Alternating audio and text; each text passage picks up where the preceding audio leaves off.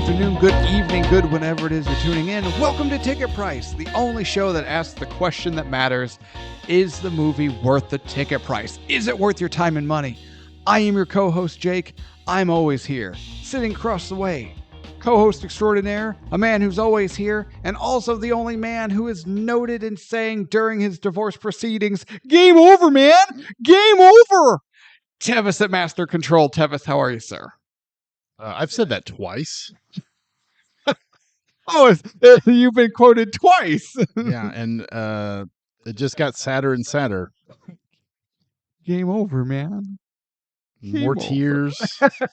More tears. When are we gonna hit number 3? Never.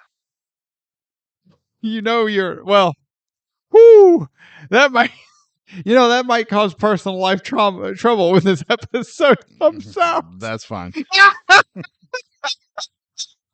Just let everyone know how this is gonna work. I've given away half my shit twice. I'm done. So, no, I mean, really, it was you gave away 50% of your shit, and then you gave away 25% of your shit. That's not wrong. Oh. How much of that were pop figurines? How many pop figurines have you lost? Oh, I kept all of them. I gave him the house.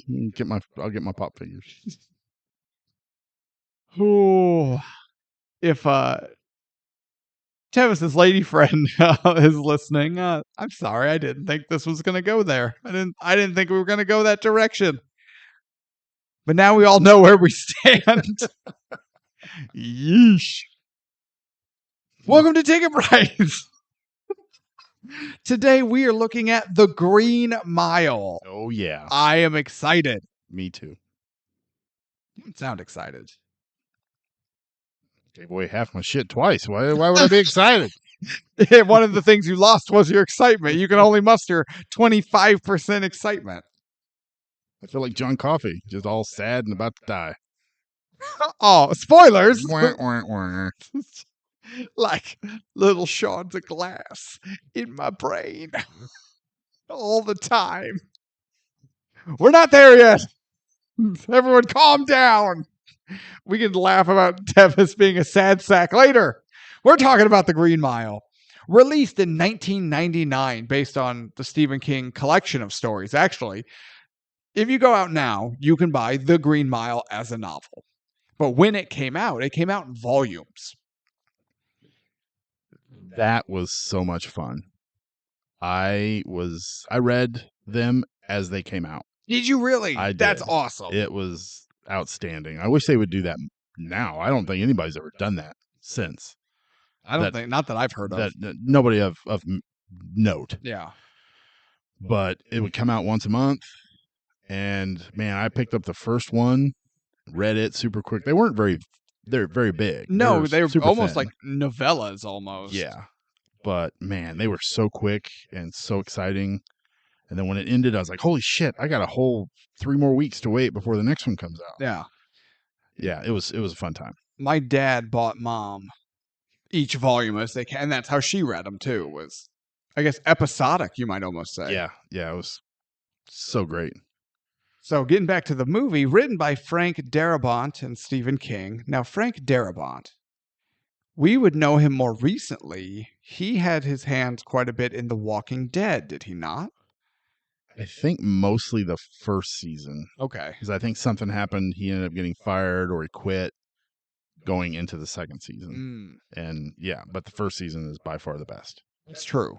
So, yeah. And directed by Frank.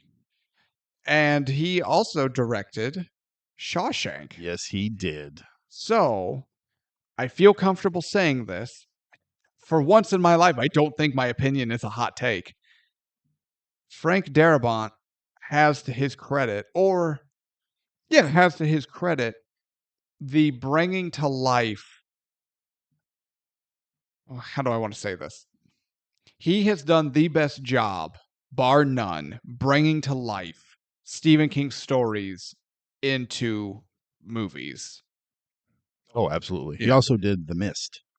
That was good too. That was good too. Like some of it ages, especially visually, it ages a little meh. But like the story, that ending. Oh, yes. You know your ending is hot fire when Stephen King's exact quote is, "I wish I had thought of that." That's how you know your Yeah. ending is hot fire. Yeah, Frank Darabont has done some fantastic work. But it's all with Stephen King Yeah, stuff. absolutely. Absolutely. What? Maybe we can just work out some kind of like permanent collaboration. Like if a Stephen King story is going to be made into a movie or limited series, it just goes to Frank Darabont. Can we just automatically? Yeah. He's the only one that does them good at all. Yeah, the only other one I would say is that I think it's 2017. It was phenomenal, but then the Part 2 was second part of it was trash.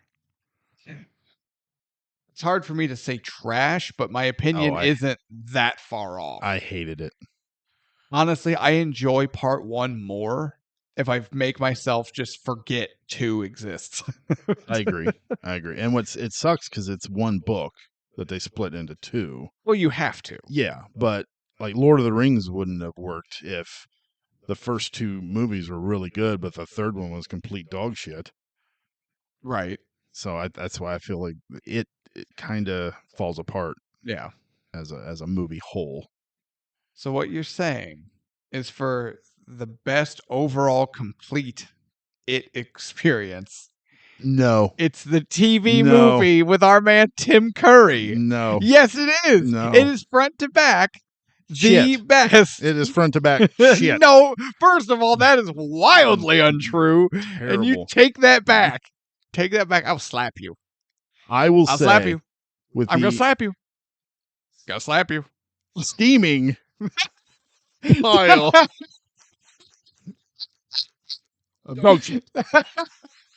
How dare you? It's got John Ritter in it. R.I.P. John Ritter. Yeah, it does. But no, still terrible. Heartless bastard. But we're talking about the Green Mile. I don't know why you're staring at me. We actually are talking about the Green Mile. You're just staring at me. I'm waiting for us to get off track again. Well, you don't have to wait very long. I know.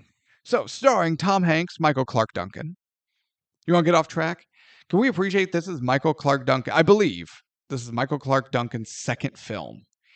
He was in the process of his film debut in Armageddon. Correct. When Bruce Willis heard that they were casting for Green Mile and learned of the role of John Coffey and went, "Oh my God, I know the perfect guy," and was like, "Michael, you need to do this." And the rest is history. So that's true. Do you know the other 2 actors they had in mind? No. Ving Rhames. Ving would have done well. I think he would have done well. Shaquille O'Neal was the other one. Absolutely not. He can Shazam his ass back to the fucking basketball court and stay away from the Green Mile. Man, I had no idea you'd be here. Mr. Shaquille O'Neal. Greetings. Absolutely not. This would have been a wildly different movie. That's been like, hey, guess what, guys? They're gonna do the Dark Tower, and for the Man in Black, they got Hulk Hogan, huh? Meh? No, absolutely. Ving Rhames could have done something with this role, 100%. Ving Rhames is fantastic, but especially if you're familiar with the book. Or the stories, however you read them. And you know, per the book, how big John Coffey is. Yeah. Michael Clarke Duncan is the obvious. I agree. Yeah, I mean, he made this film. Like, without him, if Shaquille O'Neal was in this film, it would have been a Saturday Night Live skit. It would have been awful. Absolutely, you can Shazam his ass out of here. Yeah. Get out of here. You heard what I said? Just get out of here! Scram! Not Shazam reference. But Michael Clarke Duncan was nominated for Oscar. Rightly so. Best Supporting Actor. Rightly so. You know who he lost to? No. Michael Caine in Cider House Rules. Ooh. I have never seen that movie. I've heard of it. I haven't seen it. Losing to Michael Caine. It's Michael Caine. I mean, it sucks he lost, but at the same time, It's like losing to Michael in the NBA Finals. yeah. It's like, oh yeah, okay. If you have to lose, you could pick someone worse to lose to for sure. Absolutely. That's one of those where it's like, oh yeah, he lost out to Michael Caine. That's one of those losses where you're like, that's not even a negative, No. right? Where you're like, well, sure, he lost, but it doesn't matter. It's like, no, it's Michael Clark Duncan, John Coffey, nominated Best Supporting Actor. Yeah. Yeah. He's like, I didn't lose to Michael Caine. I was nominated with Michael Caine. Exactly. I was Fucking A. nominated alongside. Yeah. Yes. Absolutely. That's how I imagine anyone for Best Actor feels when Anthony Hopkins is in the running. Yeah, I'm just going just to make an appearance. I don't even have to write a speech. No. I know I'm not going to win. All right. Budget estimated $60 million. That is all? Yes. Okay. Well, this is kind of a contained movie. Yeah, but again, even like per the books, like the story is the Green Mile. It's about what happens on this jail block. So yeah, it's setting wise, it's very simplistic, but not in a negative way. Like, No, not at all.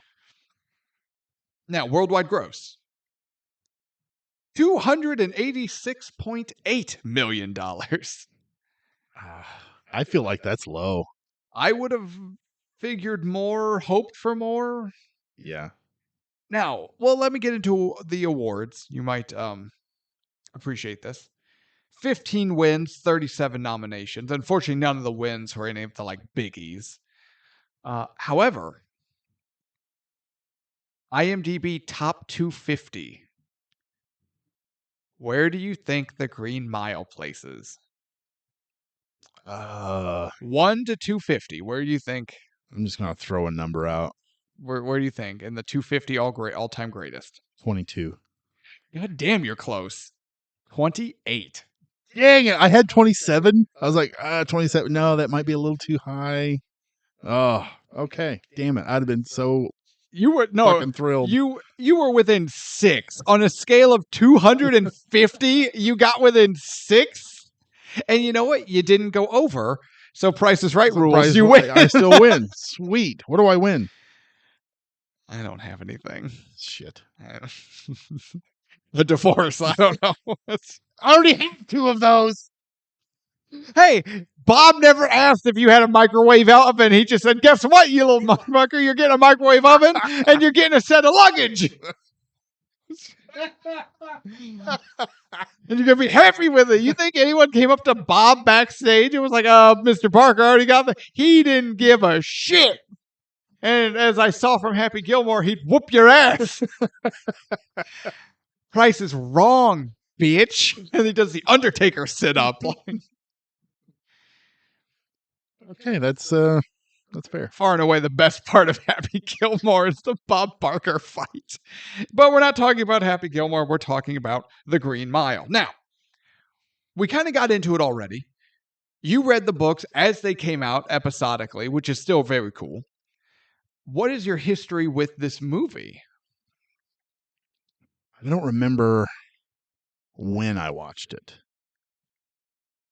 I just know when I watched it, I fell in love with it. And it's been a part of my collection ever since. It was on, I had it on VHS, had it on DVD, I have it on Blu-ray now. If this sumbitch comes out in 4K, I'm getting it. I don't even care. No, I fell in love with the first time I watched it. The first time I seen Michael Clark Duncan walk across as John Coffey, I was like, holy shit, this is going to be fucking good. Plus, it was Tom Hanks, late 90s Tom Hanks. Tom Hanks, for me anyway, is just, he's awesome. I love Tom Hanks. Yeah, once he got, so what year was Saving Private Ryan?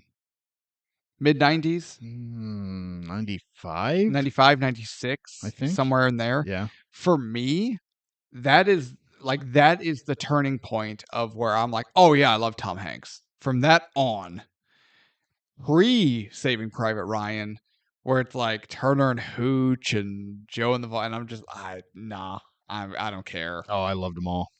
You Bachelor Party, you would fucking great. you would But I watched Tom Hanks on TV and on Bosom Buddies. Bosom so, Buddies, yeah. yeah. You would.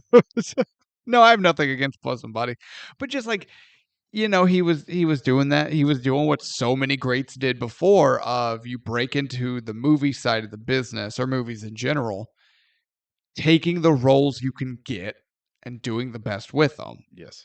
And so I'm not like, oh, he just took these roles and did these no, like you do what you got to do. It's your stepping stone onto what would be a lifetime achievement award career. And I believe that wholeheartedly. Oh, I agree. But no, but that being said, they're not my thing. But no, like 99 Tom Hanks. Oh yeah. Yeah. This is also my first Michael Clark Duncan movie. Oh, really? Mm-hmm. Never seen the Armageddon? I saw this first. Yeah, No, I saw Armageddon first. Well, you're a little older than I am. That is true, just by a tad. So where did we're still in your history, I think, or were we? No, we're done. Okay, sorry. So I read the book, granted not episodic as they came out, but in the completed volume. I own it. I loved the book, and I read the book because I loved this movie. So did you watch the movie first or the book? Or you read the book? Oh, okay. So that's what I thought you were. Mom loved the books. Movie came out. She loved the movie. We all loved the movie. I'm hard pressed to tell you what year it was when I first watched this movie, but if it wasn't 99, it was damn close. Because I remember probably being a smidge too young to watch this. But, Mom and Dad had watched it first, figured what is in it isn't as bad as like, or I could, we could handle it, And so I remember being pretty young, and this movie gave me goosebumps when I watched it. And now, rewatching it for the show, I can go on record saying I get goosebumps every single time I watch this movie. And I watch this movie every year, sometimes multiple times a year. Really? I love this movie. Or do I? You did love this movie. I did love this movie. But no, this was, I guess spoilers, right? But yeah, I want to say it was probably 99 or so. If it wasn't, it would have been 2000, 2001 max. And but again, if you think about it, we were neck deep in the Attitude Era of Monday Night Raw, which we watched religiously growing up in my house. Beavis and Butthead, South Park, The Simpsons, the original run of Celebrity Deathmatch. Oh, yeah. All kind of, so knowing that this stuff was more or less floating around the house at any given time, they were like, they can handle it. They'll be all right. And especially when I watched it that first time, I watched it with Mom, so it was like she was there introducing it to me kind of a thing, which probably helps. So yeah, this movie has been with me since it came out. Nice.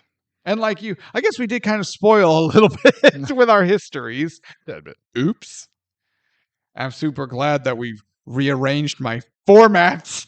You sound happy about that. Every week. All right, getting into it. I am ready. So, can we talk about the opening? Obviously, we're going to talk about this whole movie. Everyone strap in. This is going to be a 4-hour episode. I apologize for nothing. Nothing. I love this opening because of how artistically well done it is. There's a lot of action going on screen. You see a bunch of farmers with guns running through fields. They're trudging through little streams. They find that tear of cloth on the branches or whatever. You see the shouting, and there you see the tracking dogs with them, but you don't hear any of it. It's just the very subtle musical score and like the crickets and the insects and the real low ambient noise of the scenery, but you don't hear any of the action. But even without being able to hear it, you don't lose any of the intensity of this opening scene. You see who we would later learn is the father.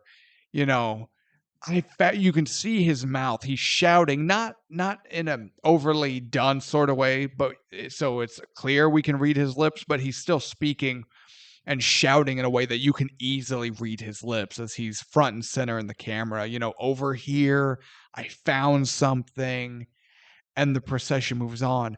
But you're just like, oh, because it starts out borderline peaceful, and then it's just, you learn that it's not, but we never lose that peaceful score. This opening surprised me. I kind of forgot about it, honestly. But watching it this time, because I haven't seen this movie in probably 10 years. What? Yeah. I don't know. It's just, it's not one that I will throw on and watch every year or every couple years. But I don't know why, because every time I do, I've always enjoyed it. You're obviously a moron. I know. But no, this opening is fantastic. It's like the calm, but while the storm is there, it's really weird, but it's amazingly done. And then we don't see them approach John Coffey yet at this moment, do we? No. No, it cuts to Paul, but like modern day Older Paul. Yeah. I have in my notes, that guy has the warmest smile. The actor that's playing Old Man Paul. Oh, Dabbs Greer.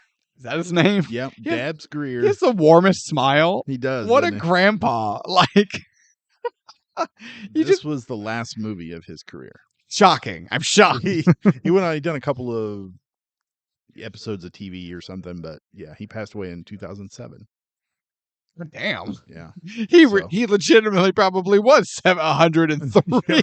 So he did this movie and did like 2 episodes of something else, and was like, I'm out. Deuces. Yeah. Was that his last one? Those deuces, probably. I'm out, and they died. Or I think he said Mr. Jangles and died. Hey, Mr. Jangle, and then died. Yep. Oh, well, that's really sad. So we learn Old Man Paul, he likes to take these long walks by himself. We learn he's not supposed to. And one of the cooks at the retirement community or whatever, old folks home, whatever you want to call it, knows he walks. He's like, what can I get you for breakfast, Mr. Edgecombe? And he's like, just toast, just plain cold toast. And the guy kind of says it at the same time. He's like, you always get the same thing. And he's like, cold's better. He's like, hey, let me ask you something. Where do you go on those walks? And Paul like looks startled, almost like he's in trouble. He's like, fine, just don't break a hip. I don't want to join a search party, all right? But like, whatever. He's just curious. He's like, and Paul says, I just like to walk. And then we see him with his friend Ellie and life amongst the retirement community. They're in the rec room watching TV, and they're watching Jerry Springer. And that one old man stands up him. And he's like, why are we always watching this shit? And they're like, because it's interesting. It's like just a bunch of trailer trash talking about fucking. And the expression on all the old ladies' face, oh my, like he said the F word, oh my, like. And then the guy just starts flipping through channel. He had enough of that shit. Just a bunch of trailer trash talking about fucking. Oh, that guy gets me every time I watch it. That's funny. Yes. So he's flipping through and eventually finds a black and white movie. Is that Bing Crosby? I believe so. I'm pretty sure it is. Yes. Wait. Wait, is that Bing Crosby tap dancing with Danny fucking Kaye? Wait, I don't know. it might be. I honestly, I don't know. Let us know in the comments. That would be I awesome. think it might be. I'll do a little homework. I'll text you later. But this movie, because the guy's like, oh, now this looks like something worth watching. And Bing's dancing, and I'm in heaven. I'm in heaven. And it's this beautiful classic scene playing out. And Paul's getting choked up, isn't worked up. He's the tears are coming. And he even says, he's like, I got to get out of here. And he stands up and leaves. And everyone's like, what's wrong with Paul? And his friend, what's Ellie, I believe, was her name. Yes. And she gets up and follows. And they're sitting down next to a window. And she's just like, Paul, are you okay? Was it here while they were sitting, or maybe just before, when because she asked him a couple times if he's okay.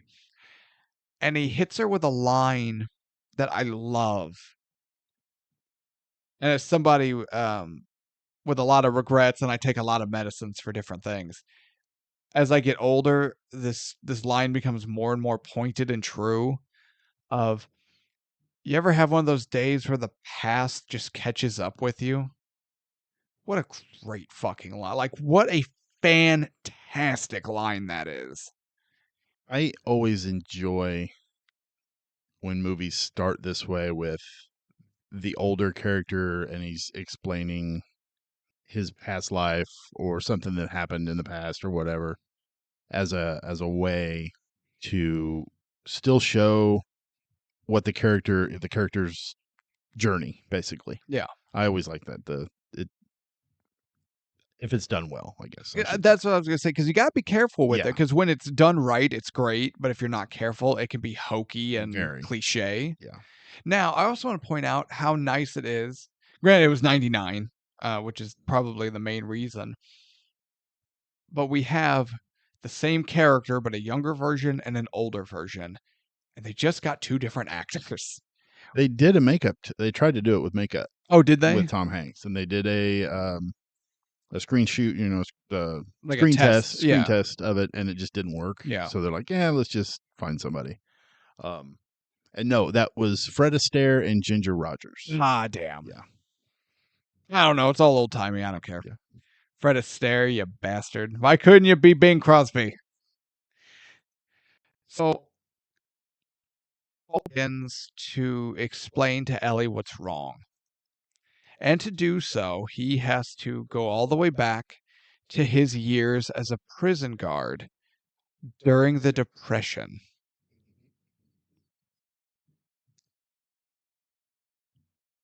What a terrible job that would be. In general? In general. Yeah. Especially on death row. Yeah. Just imagine the types of people you have to deal with on a daily basis. Well, for what it's worth, you don't really have to imagine that hard if you watch The Green Mile. You get a decent cross-section of people they encounter. That's true. That is true. No, I couldn't. Actually, you know what? We live relatively close to a prison facility. And they're always hiring. And you look at the pay, and I go, I was like, absolutely. Not only would I not ever do that job for the pay, you are out of your fucking mind. I'm not taking a chewed up moon pie to the face for that. I'm not getting hissed on. But we now meet young Paul and Tom Hanks. And by young, he's what, 44? 44. I 44. Said yes. And we meet the crew of The Green Mile. What a great crew. Well, all except one. With the exception of... There's always an exception. A huge exception. It's usually me. Yeah. We work together, you know. They're like, oh, God. So Now, typically, when you're working the death row cell blocks, it's called the last mile.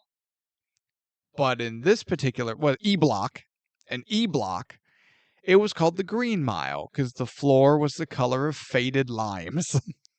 This beautiful color. Isn't it, though? I loved it. Hey, it was the Depression. There probably weren't a plethora of color options. No, I loved it. I thought it was great. So we meet like Paul, Brutal, Percy. Yeah. I can't remember the other two's But name. there's the sniper from Saving Private Ryan. Barry Pepper. What is... yeah. And Dale from The Walking Dead. From Walking Dead. Yeah. Yeah, I can't remember their name. Anyway, but we meet the guards and we meet some of the inmates. There is damn it! Honest to God, I should have written more names down, but I didn't. Is what it is. Well, Graham Greene, who's the actor who played one of them, he's the one that first got executed. Oh, he plays the Cherokee gentleman, Arlen. I cannot remember. Honestly. It's something to that effect. And then there's Dell. He's a Cajun boy. A little odd. He is a little odd. And so, but we're just kind of getting a taste of how things are. But for prisoners on death row, E Block is calm. And that's because Paul Edgecombe and the team work really, really hard to keep it that way. They're nice. They're polite. They're professional. They treat everyone with respect and dignity. They'll come down if they need to. You know, they're not. They carry batons. They know and guns, and they're not afraid to draw them if they have to. But you know what? You know what they reminded me of, as far as like officers, kind of reminded me of Andy Griffith, the Andy Griffith Show, as Andy Taylor, like would be the heavy if he had to. Yeah. But that wasn't what he wanted to do. Yeah. And so you kind of get this Andy Taylor vibe from, or at least I did, from Paul and company. You'll know the actor named Brutal. Old Brutus Howell. Oh, David Morris. David Morris. Man, he's a big dude, too. He's a fantastic actor, though. My God. Oh, yeah, he is. He is underrated. Yeah. And everything I've ever seen him in, he's amazing. So he is best friends with Paul. Right. Brutal and Paul are besties.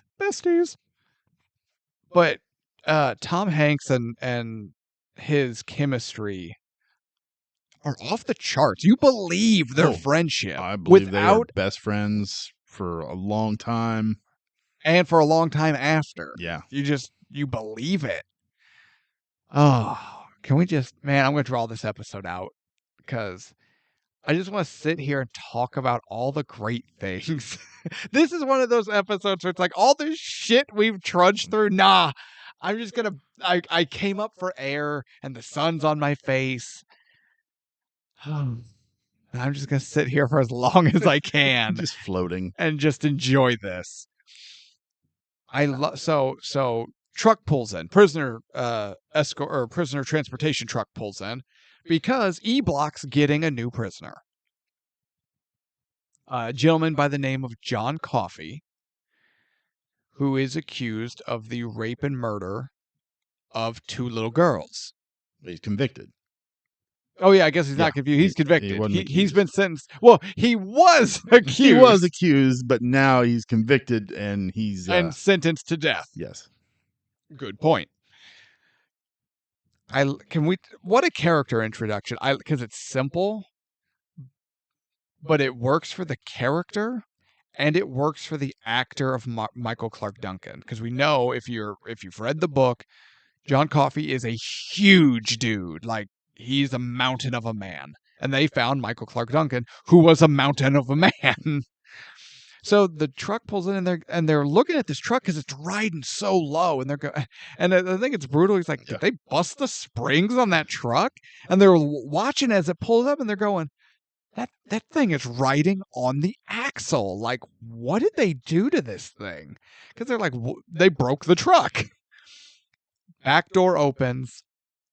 John Coffey steps out, and the whole truck almost bounces from the release of the weight. Fantastic.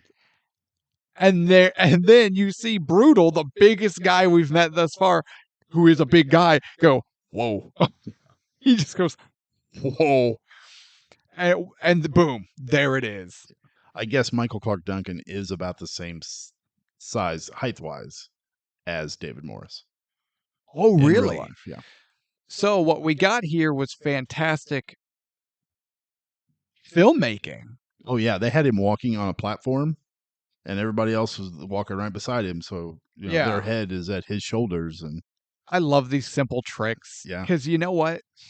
like the bed he slept in, they built a bed a little smaller. A little smaller. So it made him look like he was way bigger. He was just some monster. Same way with the electric chair. They built one a little bit smaller Yeah. for him to sit in. I feel like if someone in the modern era were trying to do a faithful remake or a faithful adaptation of The Green Mile in modern times, John Coffey would be overly CGI'd. Oh, yeah. He would be like one of the orgs in The Hobbit. Right? They Or would just he would look like Colossus or Juggernaut from Deadpool. Like, Yeah. it would be wrong.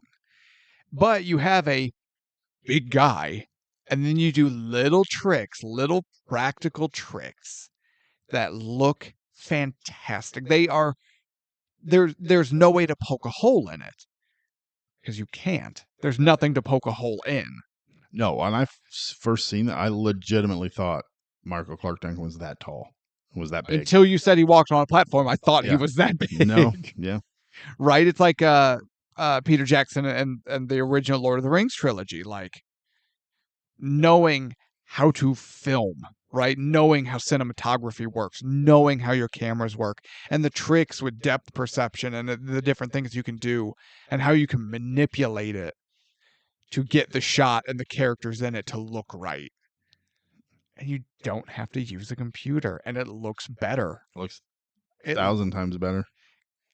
So it's easy to say this film in '99 had its visual effects, which this movie has visual effects. They've aged perfectly, as in they haven't aged at all, because those effects can't age. No, even the flies. Still look good. I didn't see anything wrong with them at all. Right, and that's like they're kind of fly, mosquito, dust particle, like Yeah. they're intentionally kind of ambiguous. You're like, what the hell? Because they never actually say, "Oh, look at these flies," right? No, they never call it what they are. So, but that's what they are. You just kind of see him when we get to it, but when he spews them out, and then they dissipate into little sparks, and it looks great. Yeah, still. But now Percy is just shouting, "Dead man walking! Oh, Dead man walking to the mile! Dead man walking! Dead man walking!" I don't think there has been another character in a book or in film that I've hated more Percy Wetmore. than Percy Wetmore. He's just such a cowardly, Wiener? heady Wiener? wiener bitch who doesn't get his way. He cries to his aunt and uncle. His aunt, the wife of the Louisiana governor. Yeah. Yeah. And it's just every time. And plus, about the actor. No. He was 57 or 47 when he ended up getting married to a 16-year-old. That's gross. Ugh. So with that knowledge, Ugh. on top of the portrayal of the character, it's like, ugh, no, It's not. Yeah. That's not good. Mm-mm. No, I didn't know that. Yeah, you're welcome. Well, thank God it was Percy. Yes. Because if it was anyone else, I'd be If bothered. it was David Morris, I'd be like, no, no. Right? Yeah. If it was someone I liked. Yeah. Barry Pepper, but like, no. Barry, please, why? No. No, so it's fine. Yeah. Just Percy, that's fine. It kind of ups the Fuck that factor. guy. Yeah. So he comes in, so Percy's dead man walking as he's escorting John into E Block. And Brutal turns, he's like, Paul, you might want to reconsider getting in the cell with this one. He's big. Well, he can't be any bigger than you, Brutal. And Brutal just gives him a look. Like, Yes, he is. yeah, he sure is. So they get him in, get him escorted into the cell. We kind of learn he's simple, I believe is how they put it. He's a simple-minded fellow, and he just has all the hallmark traits of a gentle giant. I love that he asks if they leave the lights on Yeah. because he gets scared of the dark. I'm just like, what? Seriously? And the way he comes across too, he's just got that childish way about him, the way he speaks, and the kind of even the way he stands. Almost, There's an innocence, very much, but not a naivety. No, it's just, and later on too, it's like wonderment. You know, the boyish, just curiosity, the and childlike, wonder. yeah. It's so good. He does such a great job of portraying it. And even just standing there, like when he's standing there and his head is kind of above the bars a little bit where you can't see nothing but shadows. That shot. I love that shot. Every time they do it is pointed up, making Michael Clark Duncan look even bigger, right? And he's in that custom built part of the cell, their custom built cell, so or maybe he's up on a platform or whatever it is. So his forehead and eyes are actually above the top of the bar. So his face is shrouded in shadow because he's so big and he just fills the space. What a great shot. Yeah. Every time they show that, I'm like, man, that's fantastic. Fantastic. So they get John Coffey settled in. And they're having a little meeting. And he's like, all right. And Paul is like, all right, can we talk about our new inmate? And I do not want to hear about how goddamn big he is. And then there's like silence as everyone kind of gives eyes to each other. And Brutal's like, monster's big though, isn't he? And everyone just kind of smirks and giggles like. Right now I want to hear about this new inmate, aside from how big he is, okay? Monstrous big. Brutal's the only one that could have done that. Brutal is the only one who could have done that. But that goes into the chemistry, and it's just so believable. It's so good. Yeah. Monster's big. And so time passes. I think this movie actually does a really good job at the portrayal of time passing. Because it's just every scene could be the same day, could be a different day, could be weeks from now, could be months from now. Life is just life on the Green Mile. I want to touch on when Paul is reading the courtroom documents. So in the scene where Paul's like, let's talk about our new, but not how goddamn big he is. Monster's big. Dale from The Walking Dead. I can't remember the actor's name or the character's name. It's Dale. It's Dale. He hands Paul the court transcripts. And Paul is outside reading them. I love the way they shoot this. They'll shoot with, they'll have Paul sitting on the picnic table, flipping through the pages, and then it cuts to the manhunt and John Coffey and then back to Paul, His reaction. his reaction to it. So you get a great sense of the tragedy that happened, but also our main character's reaction to it and feelings towards it. But how fantastic is Michael Clarke Duncan in this scene where he's sitting on his butt, legs straight out, leaning up against this big giant log with these two dead girls in his arms. Yeah. Screaming at the top of his lungs and crying. And I couldn't take it back. Holy shit. And the way he cries is like a child where he can't catch his breath and he's like, yeah. Every wail is a full lung. Tears me up every time. And then William Sadler's character, I can't think of his name, but that's the actor who plays the girl's father. Oh yeah. Comes running up. You son of a bitch! I'll kill you! Oh God, it's so brutal. Just the feeling that he gets, or that we get to experience with him, thinking maybe this guy did it. But rewatching it a second time, once you've already know what happens, you feel John Coffey's fucking pain. Yeah. And he should have won the Oscar for just that scene. But not knowing when you hear him saying I couldn't take it back, that sounds like an admission of guilt.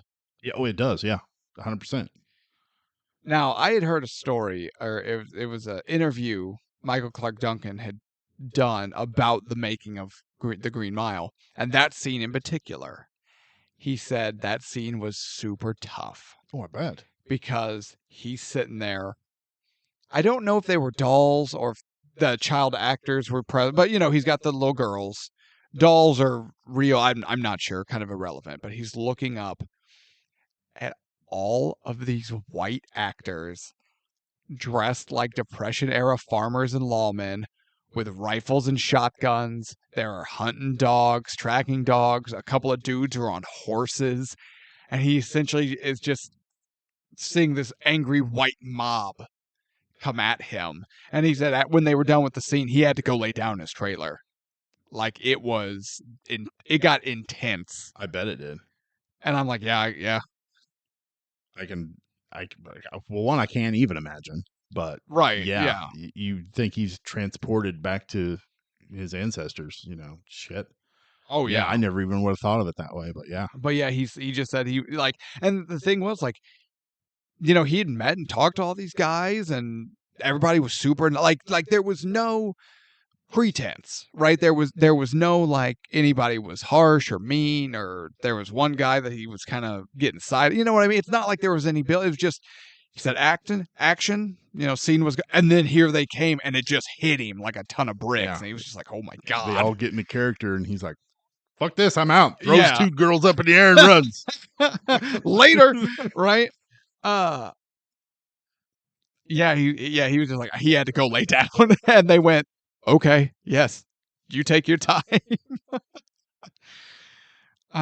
So now we meet.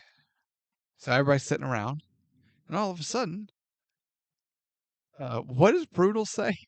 I guess the governor loosened the purse strings, and we finally got that new prison guard we were asking for. Oh, when the mouse shows up. And that's when they all look up, and there's a little mouse coming out of the padded room, coming up to them. And they're like, the hell? Little mouse. They're like, why is he? And that's when Barry Pepper's like, it ain't normal for a mouse to approach people like this.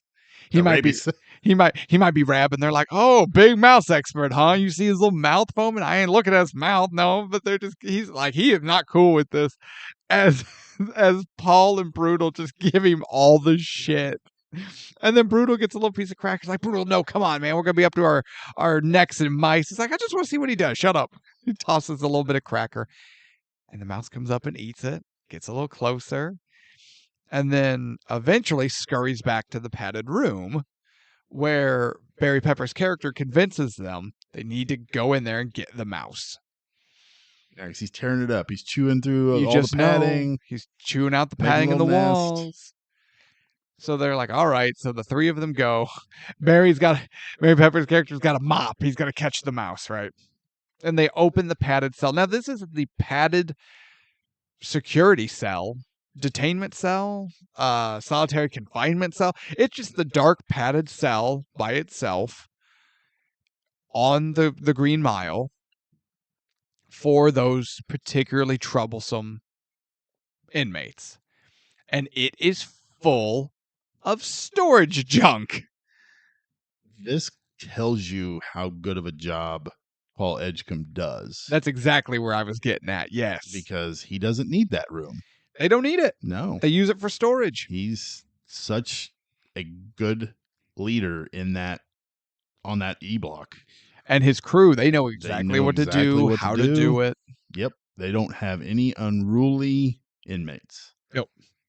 Or at least nothing that they can't handle within reason. True. So Paul and Brutal are getting just furniture and desks and filing cabinets and boxes and whatever just out of this room, while the third one is there like watching the mouse. They fully unload the room, look around. There are no holes in the wall or the floor. There's no mouse. There's no sign of mouse. They just turned to Barry Pepper's character. You let him get past you. I did not. I was here the whole time. 3 grown men outsmarted by a mouse. That is actually oddly important. Yeah. Yeah. So they're like, oh, well, his mouse is gone. All the noise we made, he's gone. And they just load all that crap back in the room. Hey, mouse. Saw me a mouse go by. Can't get anything over on you. Oh, yeah. I forgot about that part. That's funny. It was funny. So we meet Mr. Jangles. Then Percy meets Mr. Jangles. They were like, look, here he comes. Yeah, I saw it in the report. This is a crazy mouse, right? And they're like tossing a little piece of cheese cracker or whatever. And Percy's like, yeah, and slowly reaching for his baton. And all them they're talking, they're like, I'll be damned, look at that. And then Percy just like and like throws the baton with all of his might into the floor, whiffs completely as that wooden baton just bounces, and then the camera cuts to a shot at Arlen is his name. Okay. Arlen Billybuck. Oh, the first inmate execution. To get it. Yeah, okay. Because it cuts to him in his cell as the baton bounces up to face level against the bars, and Arlen's just like, oh my God. Goddamn nightstick.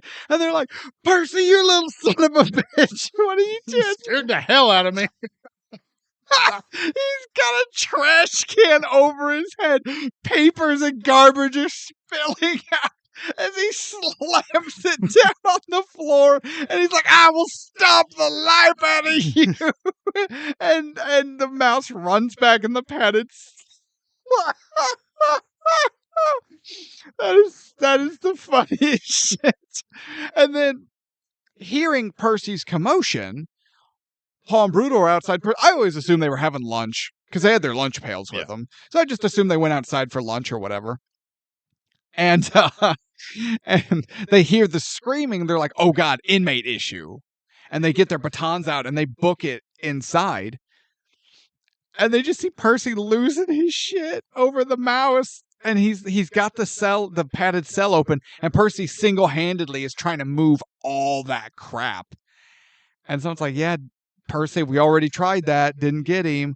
But Percy doesn't hear him. He turns around. He's like, what? And Paul kind of gives Brutal that look like, yeah, just let him go. Let him be. Like, good luck. I hope you nail the bastard. Oh, yeah, I'm going to get him. And then they just leave and let Percy unload all that heavy furniture by himself.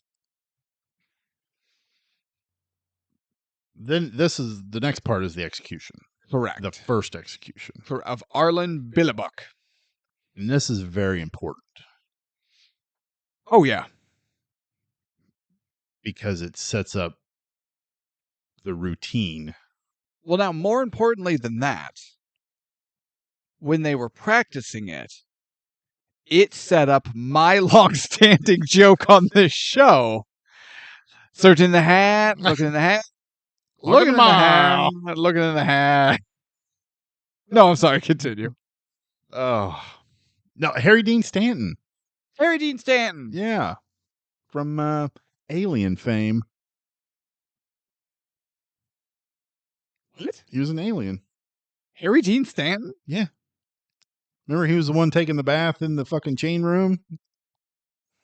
Oh shit, that is him, Yeah. isn't it? That's Took, Sure. the crazy trustee Yeah, the inmate. crazy trustee. That's Took. Nut job. I couldn't remember his name in this, but I don't even remember his name in Alien. Neil? No. Phil? No. Steve? No. Dave? Bob? Joe? Jim? Jeff? I think it's Neil. I don't think it's Neil. It's Neil or Phil. You got the computer.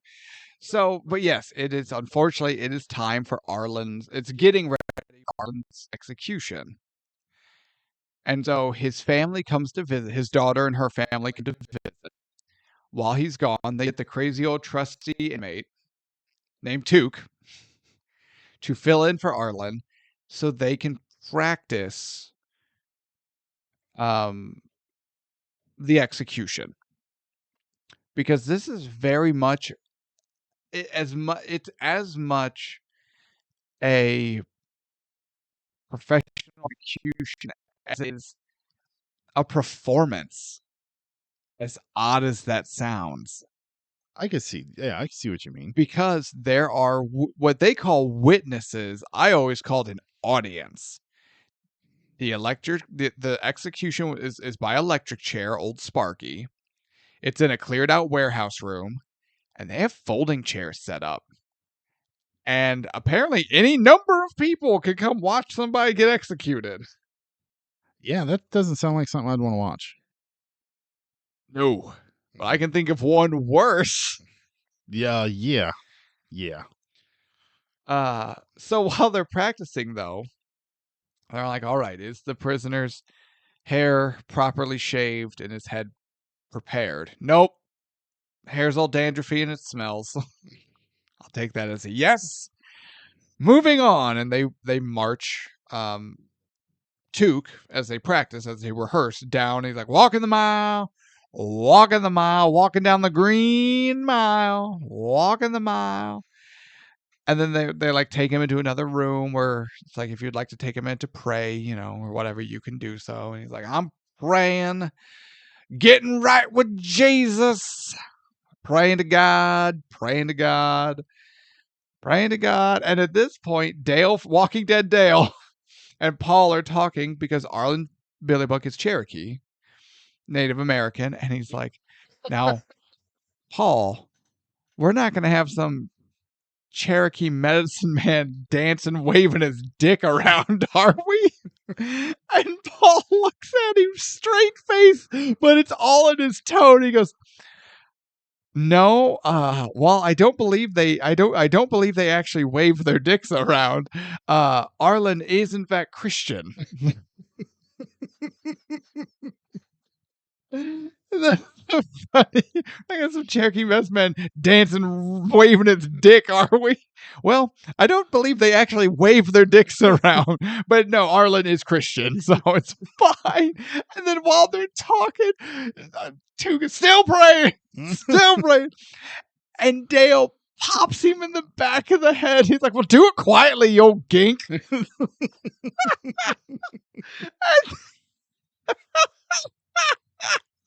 That still remains funny as shit. Just do it quietly, you gink.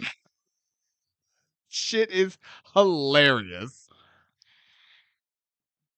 So the actual execution, it does a very good job of showing each step that is necessary to have a successful execution.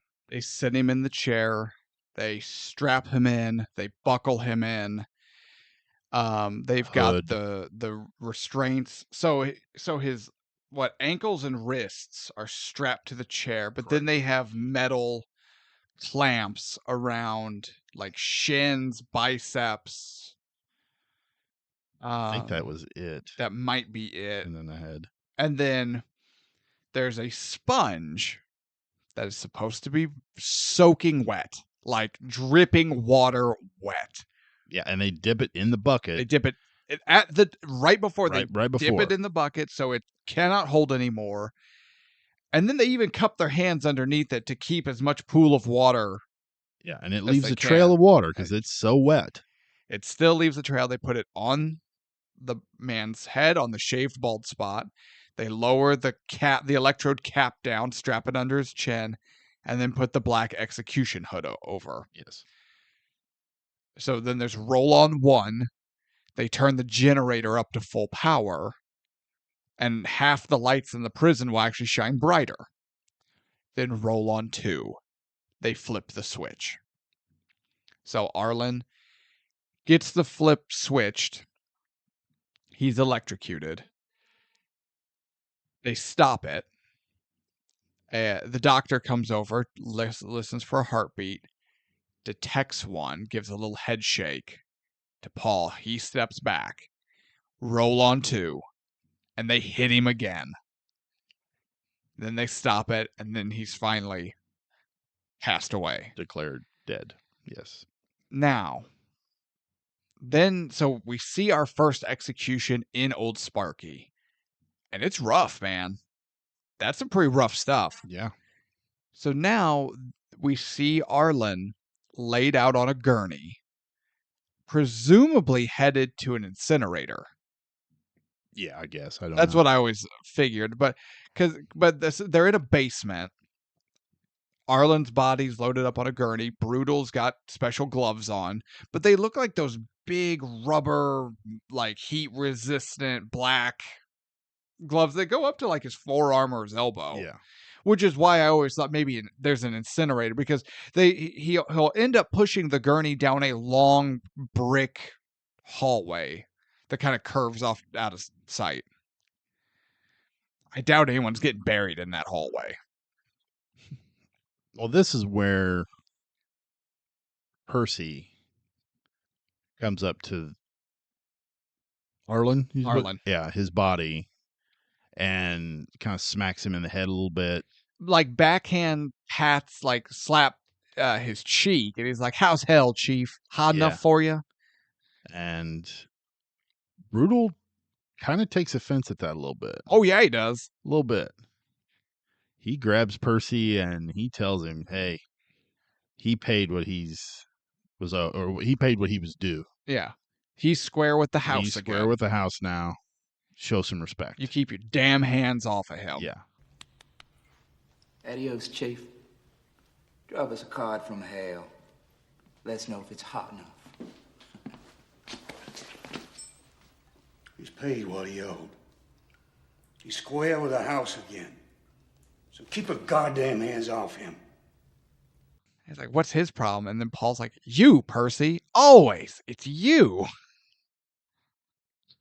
I felt that. Yeah. What Paul said that. And the way he says it, it's like, "It's you, man. It's always your dumbass." Dickhead. Right? Little wiener. Well, now they're getting another prisoner. This one, his name is Billy. He goes by the name Billy the Kid, has a tattoo that reads Billy the Kid, and is a bit of a Western history buff, as we learn. Yeah, he takes great offense to being called Wild Bill. Wild Bill. Wild Bill ain't no range rider. He's just some two-time Johnny Laws, sat with his back to a door, got killed by a drunk. Well, look at that. Never know what you're going to learn on the mile.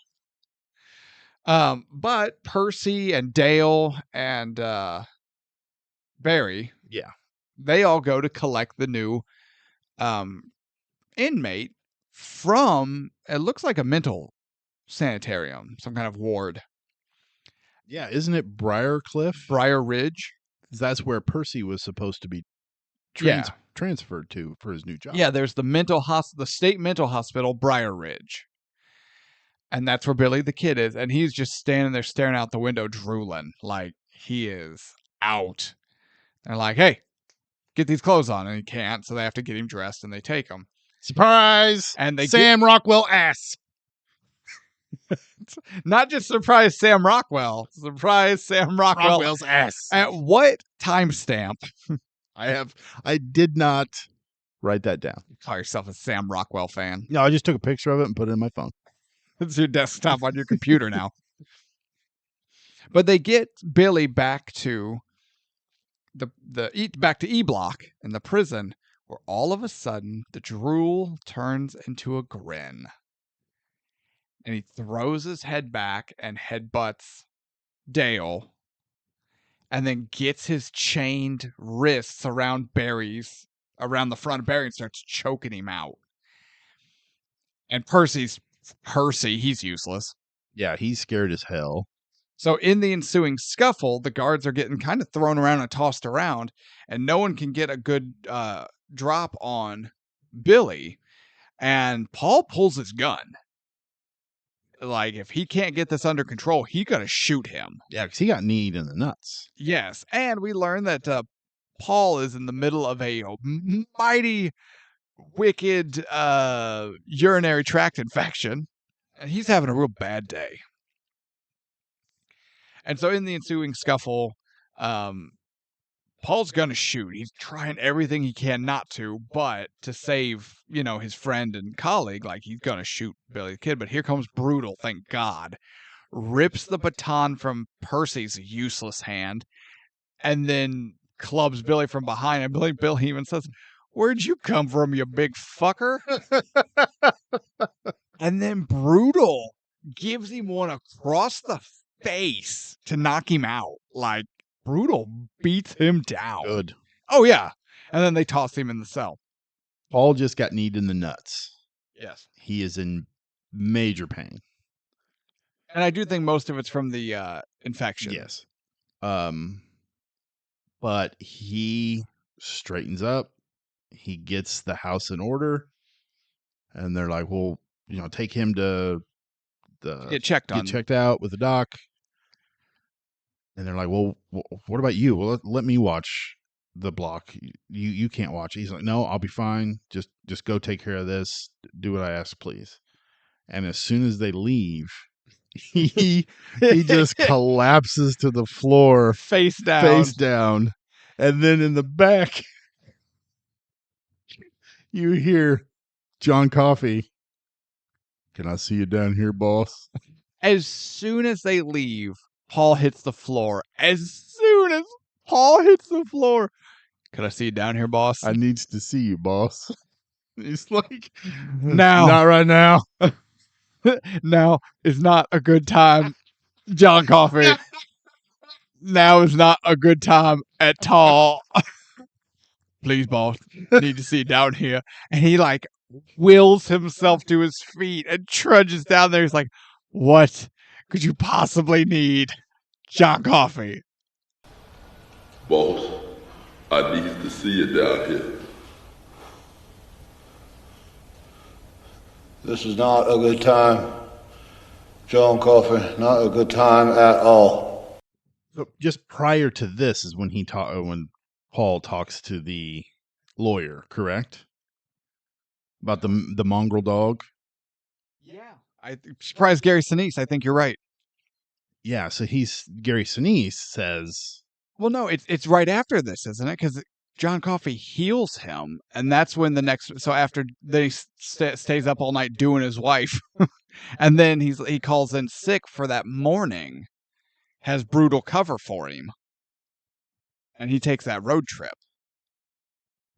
Right? I didn't write it down. I thought I wrote it down. I think it's right after this. So Paul, sweaty, beaten, tired. No, you're right. It was after this. He approaches. Never mind. He's like, come a little closer. And Paul takes a step. And that's when Dell's like, boss, you're not supposed to do that. Dell, mind your own business. Then that massive hand comes out and grabs Paul by the shirt and pulls him right up against the bars. And Paul starts reaching for his gun. And John gets his other hand on Paul's and stops him from getting the gun. But not violently. No, he just very gentle. Very gentle. And like, it'll be okay. He's like, I'm going to help it. and then places his hand kind of in that region right above his dick, right? Right. And does the magic, does the whatever you want to call it, the miracle, Fixes the cock and ball issue. sits on the bed and then hacks out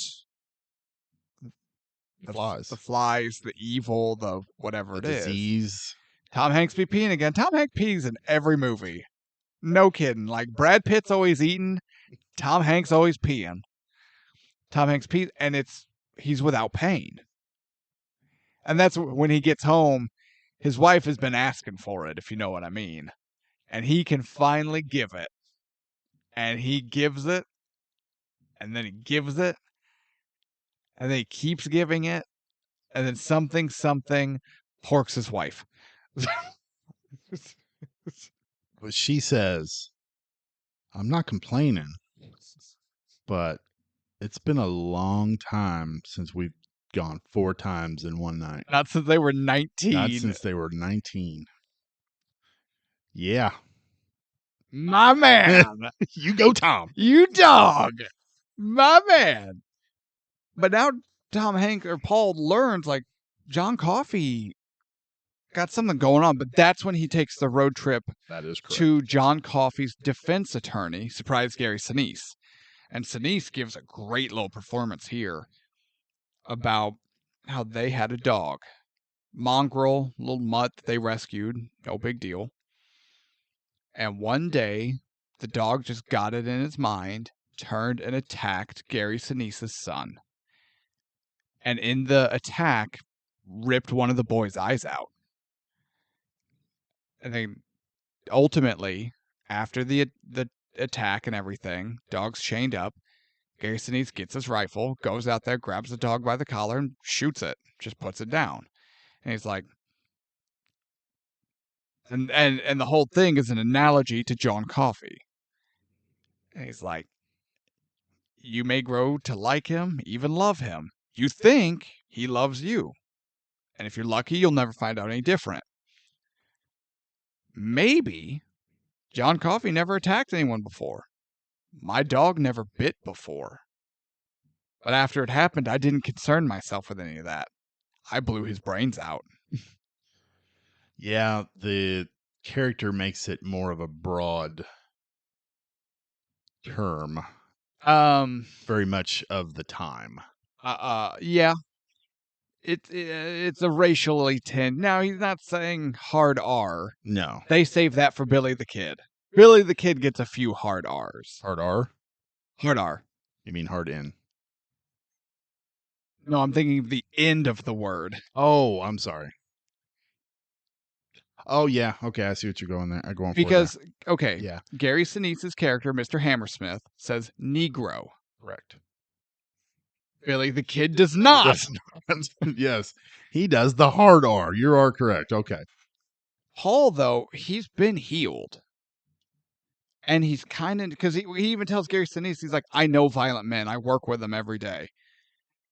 John Coffey does not have any of the traits that are associated with violent men. But that's what he gives him the whole spiel about, don't turn your back. Don't turn your back on him. You will get bit. But now the doubt is planted. So now we go back to Green Mile, and the mouse has come back and has befriended Dell. And Dell calls him Mr. Jingles. And Dell will throw a spool across the floor, and Mr. Jingles will fetch it and stand up on his hind legs and push the spool back. He's a circus mouse. He's a circus mouse. And everyone's like, look at that, and Dell's like, can I keep him? They're like, sure. Whatever. Keeps them happy. Who cares? Like, it's fine. Percy's not okay with that. Well, Percy makes a suggestion of getting a cigar box and put some stuffing in it. Yeah. But yeah, it's all just a game. Lulling him into a false sense of security. Yeah. Because as soon as the time is right, Percy stomps Mr. Jingles and kills him. Yes. And Dell's freaking out. Obviously, his pet just died. And then Percy, scoffs off. And everyone's like, that little bastard, right? And then John Coffey's hand comes out from between the bars. Give him to me, boss. There might still be time. And Paul is on it. He picks up the mouse, and everyone's like, the hell are you doing, Everybody's Paul? like, what are you doing? Don't get that close. Yeah. And he gives John Mr. Jingles, and he cups Mr. Jingles in both hands and begins to suck air. And he pulls death out of Mr. Jingles. Like, I don't know. That's about the only way I can explain it, because his hands light up and we start see to glow. the light of the Life? miracle, the light of life, the light of the miracle in his hands as he inhales death. And they're like, oh my God, the tail.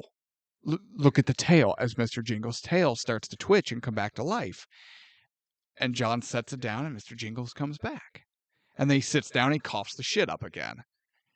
So Paul had kind of mentioned this to Brutal and others, but I don't know if anyone really believed him. I agree. Now they saw it. There's no going back now. They saw it. But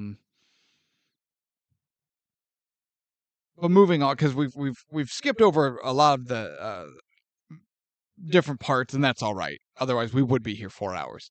Because now, unfortunately, Del Edward Delacroix, it's time for his execution. Now, Percy is the worst, and he had made a deal with Paul, because Percy was entertaining the notion of transferring to Briar Ridge State Mental Hospital. Better hours, better pay, blah, blah, blah.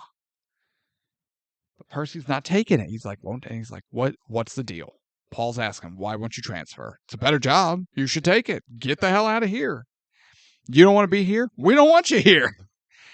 Percy says, I'll leave as soon as you let me lead an execution.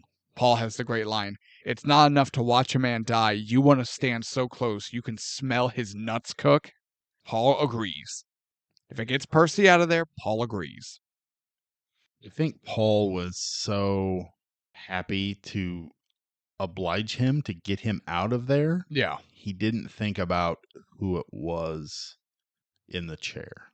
He didn't stop to think how badly it could go. Although, to be fair, even if he had more time to think about it, I don't even think Paul thought Percy was this bad. That's a good point too. And also, I don't think it would have mattered who was in the chair. Percy just wanted to see it. Right, but he and Del have history throughout the movie. Yeah. They exchange words. Percy, out of petulance, breaks multiple fingers of Del's. When Billy grabs Percy and and threatens to rape him, basically. When Percy gets away, he wets himself, and Del just starts ribbing him and joking about it and singing about it. And so they Percy Whitmore do a dance. Hear him squish in his pants. So like he hates Del. Yeah. And he sees one last opportunity to get back at him. So when it's time for Del's execution, he doesn't wet the sponge. Yeah, he put it, not like he forgets. No, because he goes to put it in the water and then doesn't. He pretends. Yes, he does. To put it in the water. And that's important because when it's all said and done, his defense was, I didn't know the sponge was supposed to be wet. We see him pretend to wet it. He knew. He knew what he was doing. He just didn't know what would happen. And Paul caught on just a little too late.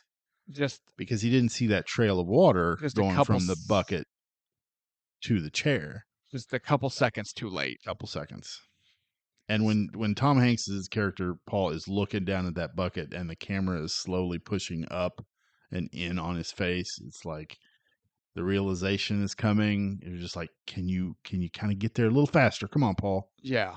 But, oh, man.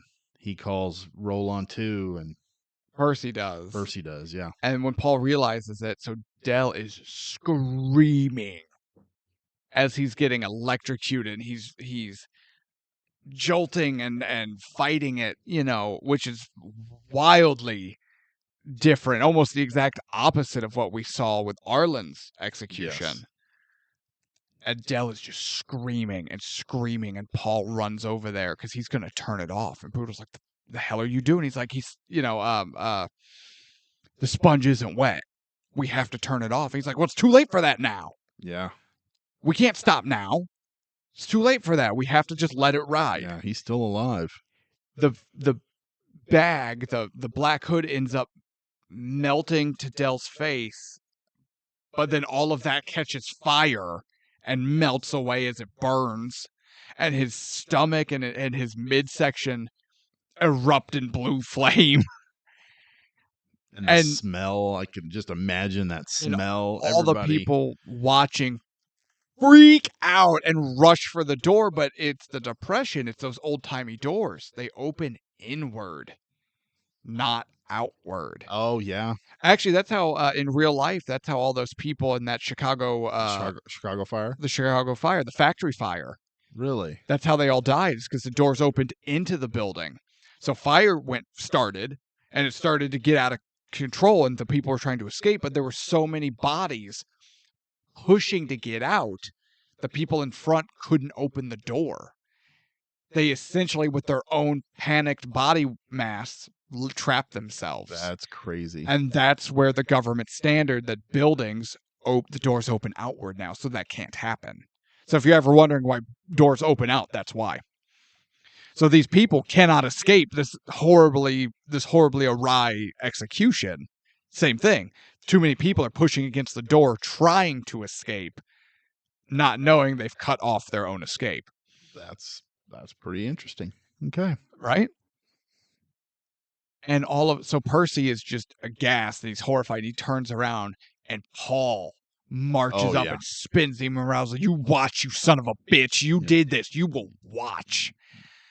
And so then the warden, played by our friend, he was James Cromwell. James Cromwell from iRobot fame. He comes as the warden, and he's also a friend of Paul's. They have fantastic chemistry. They do. I love them too. But he comes over, he's like, why do you not turn it off? And that's when Tom Hanks is like, he's still alive. You want us to turn it off right now while he's still alive? Like screaming on fire. So mercifully, Dell finally dies. Like mercifully, he's done. Brutal thrusts a fire extinguisher into Percy's chest, like, put him out. And the whole time Dale is going through this, John Coffey can feel everything too. Yeah. I'm not quite sure how that works. Well, he can feel the pain and the evil in the world, right? Yeah. Like he mentions it because it's he's- like little shards of glass That's true. in his head. So he can feel the ugliness and the pain in the world to some degree. So like the next building over, the worst possible public execution is going down. From his gift and the sheer proximity, he feels it. Yeah, and he's got Mr. Jingles in his hands. Mm-hmm. And during the execution, he's feeling all this pain, and that's like a bolt of his energy goes into Mr. Jingles, and he goes flying across the room and disappears. And we don't see Mr. And we Jingles. don't see him again. I love the line. So they've got Dell down where Arlen was. They got him on the gurney to take him to the incinerator. And here comes the warden. What in the blue fuck was that? I love this whole back and forth between him and Paul. The warden is like, that asshole Wharton is upstairs singing about it. Oh shit! What's the? Oh yeah! God God damn! Paul goes, can he carry a tune? And that's when the warden just kind of loses it a little bit, and he breaks down and starts laughing. There's puke all over the floor up there. My bet is that smell's gonna be there for 5 goddamn years. That's what I think. And that asshole Horton is up there singing about it. Can he carry a tune? And that gets the warden to crack a smile and calm down. He's like, all right, boys, what happened? And that's when Percy was like, I didn't know the sponge was supposed to be wet. And but ultimately Paul's like, Percy fucked up. Is that your official position? And Paul says, don't you think it should be? If we all just agree this was a colossal fuck up from a new employee. That's it. We move on. That makes me like Paul that much more. Yeah. It could have been so easy just to, and almost he should have been, but Paul did the right thing. He could have thrown Percy under the bus, said, this motherfucker's lying. He knows. He went through we went through the training. He's just fucking full of shit. He hated Dell. Get him out of here, whatever. Yeah. But Percy is part of his team, and he wants to protect his team. Especially since Percy will be submitting his transfer to Briar Ridge tomorrow. Absolutely. So you know what? This was really bad. They'll handle it, but no need to drag it out and make it a huge deal. They'll just take care of it internally and move on. So we learn that Hal, the warden, his wife Melinda, has a brain tumor. Paul gets an idea and eventually talks the crew into going along with it. They sneak John Coffey out of jail. They get him out of the prison into a truck and drive to their house, to Hal and Melinda's house. The balls. Yeah, they Paul and Hal have a good relationship. Yeah.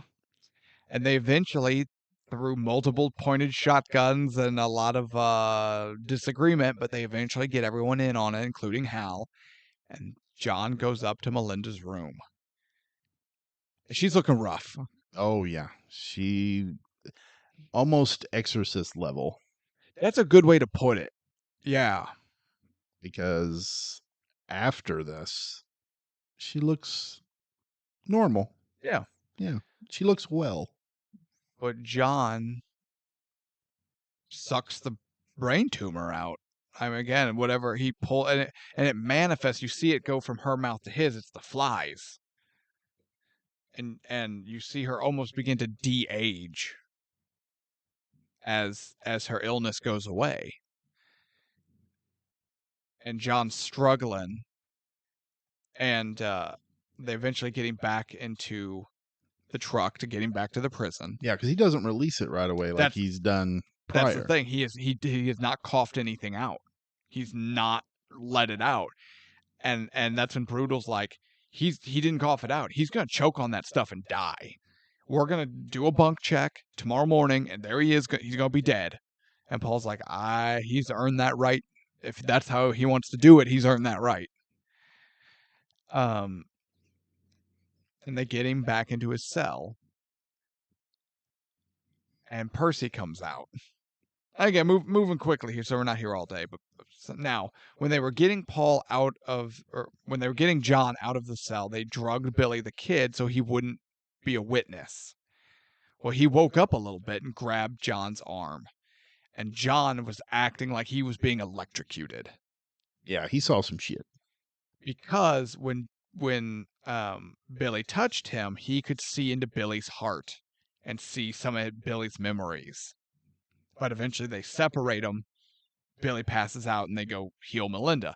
So when they come back, they let Percy out of the padded cell. He couldn't be a witness. So to punish him for effing up Dell's execution, they locked him in the padded cell with a lot of... He was reading a little porn comic. What was it? Lovewood, was it? I don't remember. A lot of hardwood, something like that. Yeah, I can't remember. But they let Percy out, and he's kind of getting himself together, and he's standing near John's cell, and without realizing it, no one noticed that John is back on his feet right up against the bars. And that arm shoots out, and he grabs Percy and pulls him with way more force than we've seen John do anything at this point into those bars. And he coughs up the flies, but coughs them into Percy's mouth, infecting him with whatever that is. Whatever it is. I don't know what it is. Yeah. Who knows? Then lets him go, and he kind of just staggers backwards, mouth open. Like, what the? Percy, you all right, man? Percy? And Percy just ignores everyone, kind of pushes them off, and starts walking down the Green Mile. Then stops at Billy the Kid's cell, and Billy's waking up from his drug stupor, and he's like, "What do you want, Lip Noodle? You want to suck my dick? Huh? What do you want?" And Percy just turns, draws his gun, and unloads it into Billy the Kid, killing him as all the other guards tackle Percy to the ground. Very satisfying. It is pretty satisfying, actually. And then we see, so all this talk about Percy going to Briar Ridge, and then we see him in the patient gown and the slippers, standing in a room, in his room, looking out the window, vacant. There's nothing going. There's no light upstairs. One of the doctors or nurses or somebody, I can't remember who, said, and this kind of made me chuckle, "I think this boy's cheese slid off his cracker." One of the guards. Was it one of the was one of the guards? guards, and they were explaining to the police what this murder was. It's like, and they're like, "Percy, you there, Percy?" I think this boy's cheese slid off his cracker. That cracked me up. I don't know why. But Percy finally made it to Briar Ridge as a patient. Billy's dead. Paul goes to John when it all quiets down to get answers. Why? Why'd he do that? John says, "Take my hand. I have to show you." And Brutal's like, "Absolutely not. Like, no. Do you think the thought of the mongrel dog is creeping into Paul's head? No. No? I really don't. He's seen too much. You think he trusts John Coffey wholeheartedly? Yeah. Yeah, I do. Now Brutal wasn't there for that whole speech, but Brutal's got that mindset. Like, no, after we watched him attack Percy and infect Percy, which caused Billy to die. Like, no. Paul doesn't have that, I don't think. He takes John's hand, and John shows him the vision that John received when Billy the Kid grabbed his arm. And we learn Billy was the one who attacked and murdered the little girls that John Coffey was convicted of killing. He attacked and eventually murdered them. John came about them, just came upon the bodies and tried to bring them back to life, but wasn't able to. It was too late. It was too far gone. Yeah, John keeps saying he killed them with their love. Right. Because he told one girl, "You keep your mouth shut. If you say anything, I'm going to kill your sister." Mm-hmm. Same thing. You say anything, I'm going to kill her. So be quiet and let's go. And he basically kidnaps them and does what he does. Whatever. This whole speech, this whole monologue from John Coffey, man, it was powerful. It's powerful shit. Very. Just I felt every word that he said. It just hit me right in the gut. John talks about how Billy killed those girls with their love, and how it was like that all over the world. And he was tired. We mentioned it a few times, but in the monologue, it's like little shards of glass in his head, and like bees stinging him like all the time. He's tired. He's tired of being tired. He's tired of being alone, not having any friends, no one to tell him where they're going, where they're coming from, why. He's just tired of the ugliness of the world. And just an amazing speech. If you have not seen The Green Mile, you do not know the monologue we're talking about, go out of your way to look it up. So good. I agree. Now, Paul is talking with his wife and hits her with the line, "I have done some things I am not proud of. But this is the first time in my life that I have a real fear of hell." Yeah, because he's still got to go through with John's still execution. To be executed. Yeah. Yeah. So she says, "Talk to John." find out what he wants, and just do what he wants to do. Because they realize, like,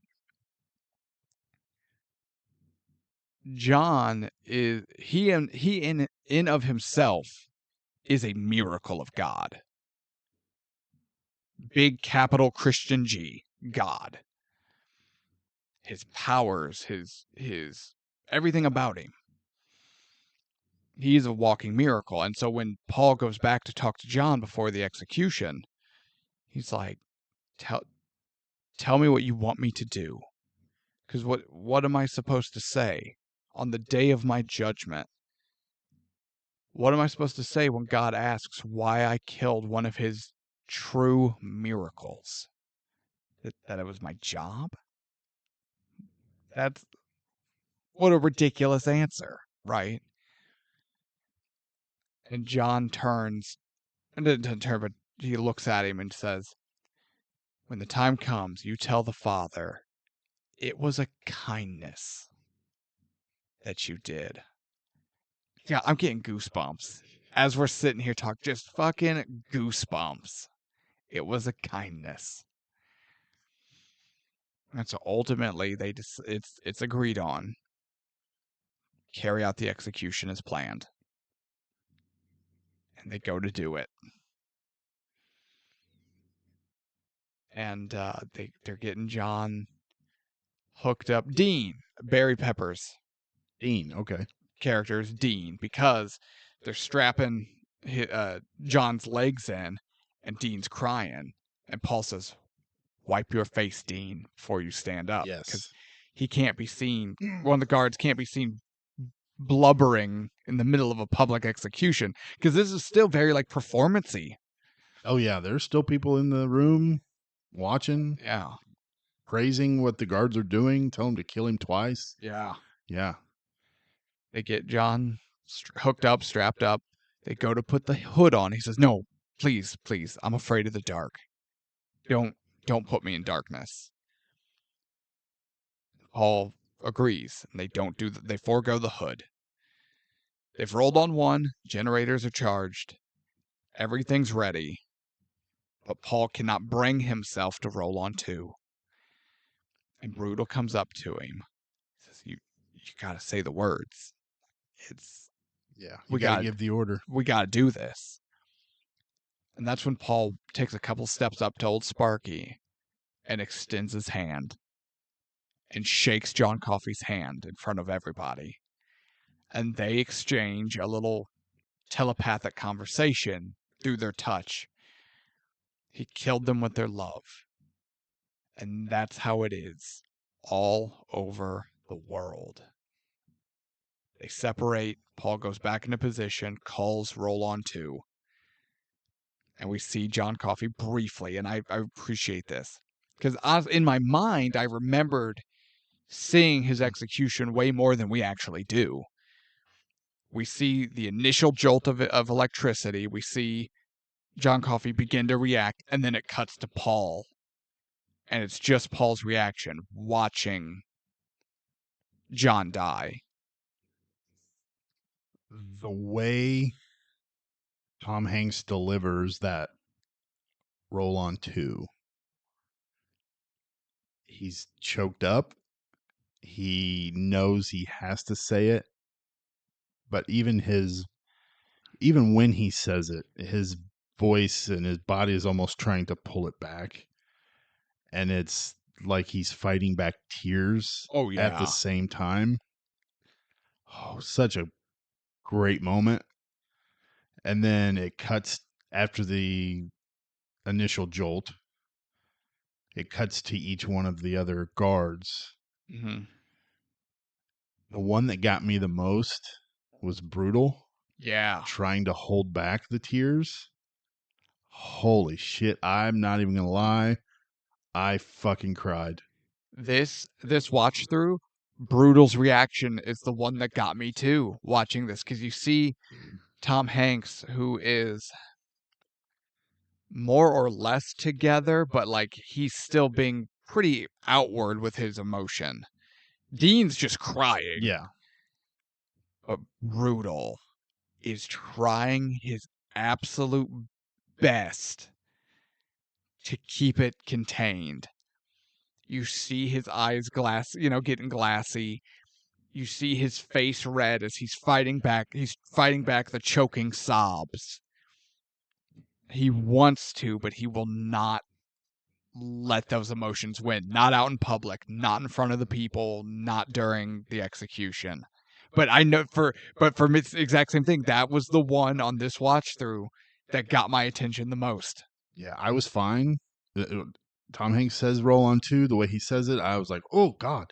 And then it cuts to the other two guards. I'm like, okay, I'm doing fine. No need to. And then, bam, brutal. His whole reaction. And I'm like, oh, my fucking God, why? Why'd you kill him? What? Why? I just want to touch on one other thing prior to the execution. Paul asks John, what is it I can do for you? What do you want? What? Oh, yeah. And he asks, this is what I want for dinner. Maybe some of your missus cornbread, if she wouldn't mind. I've never seen a Flicker show. I couldn't remember what he called it. Flicker show. And that's when we get they watch the movie Cheek to Cheek. Yes. Fred Astaire. Ginger Rogers. I'm in Heaven. Mm-hmm. There are a lot of references to John Coffey being holy. Very much a godly miracle. Yeah. Even from Stephen King, the reason he's named John Coffey is because JC is Jesus Christ.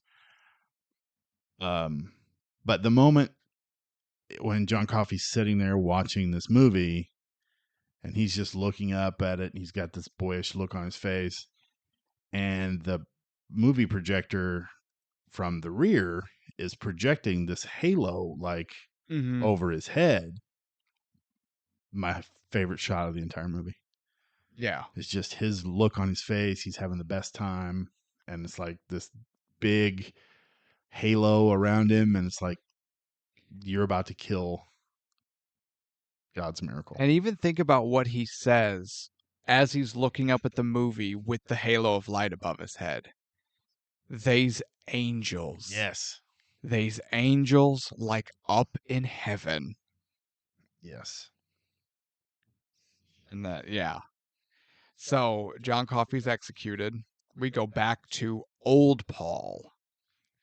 We learn that when John touched his arm, or when they touched, so John could show Paul what Billy the Kid had done. Some of that power went into Paul, giving him long life. Paul was 44 when John Coffey walked the Green Mile. And at the time he was now telling this story to Ellie, he was 103. He has no illusions of immortality, nothing like that. He knows he'll die one day, but he doesn't know when. He's outlived his wife, his son, his friends. He tells Ellie straight up, you'll die one day, and I will still be here. To prove his point, because she doesn't believe his story. She says, I don't think you'd lie to me, Paul, but that's quite a story. He says, you up for a walk. Takes her to where he goes every day when he does his walk. And Paul brings toast to an old shed out in the woods near the retirement home. And there in a cigar box with old stuffing and a spool is the world's oldest mouse. And as best as his old body can, he does the trick. Mr. Jingles is alive. And if you figure the story happens in 99, that's when the movie takes place. Say Coffey walked in 39, just again, whatever. That mouse is 60 years old. Looks pretty good. Looking good. But, I bring this up specifically because old Paul says the line. The thought that keeps me awake the most at night is that if God can make a mouse live so long, How much longer do I have? I have no illusions of immortality. I know I will die one day. The moment we're born, we all owe a death. But oh God, sometimes that walk down the Green Mile seems so long. God damn. One question. Yeah. How fucking good is Stephen King? Oh, yeah. Love Stephen King. Phenomenal. Sometimes his endings are a little meh. Yeah. But man, when he's on, oh, yeah. he is on. I do have 2 nitpicks. Mm-hmm.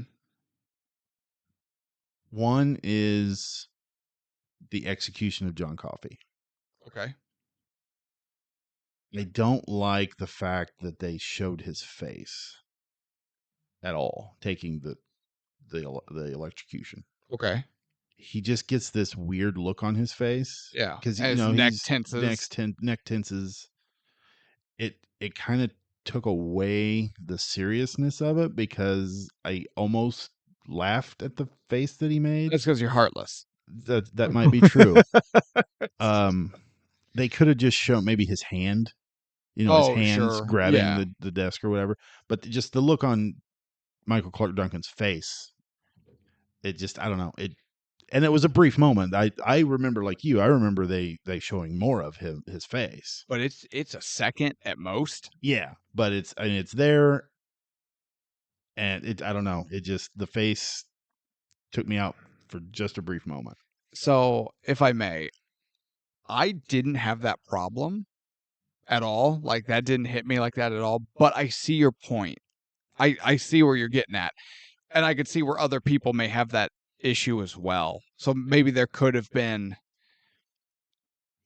another way, like maybe the hands tightening, something to that effect. Like, I think one of the reasons why they use the hoods for the others, one, obviously you have to, because you can't have a guy's face. I don't think they could have done anything animatronic, to make the guy's face look like the actor.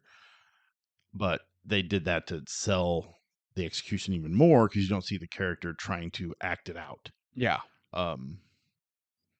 It's easier to act with your body than it is with your face. And there's also something, like, we all know about the old executioner's hood. Like, there's not symbolism, but there is a clear attachment to that black hood. Absolutely. In our psyche with executions. Like, it's all part and parcel. And it made 100% sense to not put it on John Coffey because he's scared of the dark. He's afraid of the dark. Yeah.